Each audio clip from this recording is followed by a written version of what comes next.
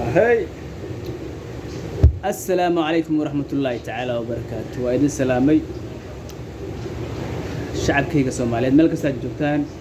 waxaan idinku salaamay boqoltoban iyo afarta quraanka cadadiisa waxaan idin leeyahay door wanaagsan qofka door u tahay qofka maqrib u tahay waxaan leeyahay maqrib wanaagsan qalbi baash sax aydu ku soo celiyo qofkii maalin u tahay waxaan leeyahay maalin wanaagsan qofkii habeen u tahay waxaan leeyahay habeen wanaagsan okay maanta waxaan ka hadlaynaa barnaamij yar oo ku saabsan arrimaha jacaylka ma fahanti lacala hadii kugu dhacdo adigoo qof jecel misna lagu jecel yahay qofkii uu ka tagay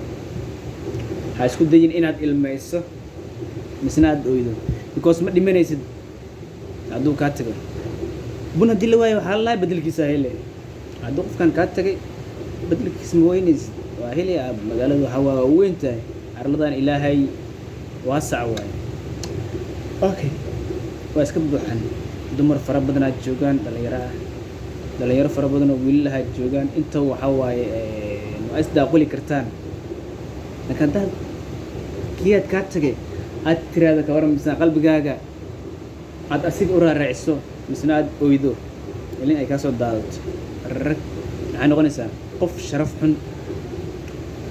aan waxba ku toorneen laakiin dad iska ilowdo asigoo dhan waxba ka soo qaadin macnaha sida hore ahaan aad ahayd ahaw isku kalsoonow calaashan inuusan waxba ahayn ka soo qaad waxaad noqonaysaa qof baawr leh karti leh waa aniga kinga saalax qays oo fariintaas hawada idin soo marinayo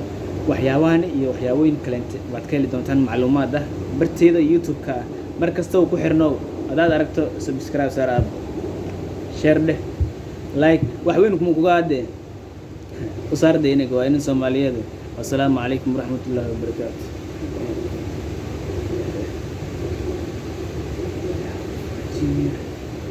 باي باي وسلامتنا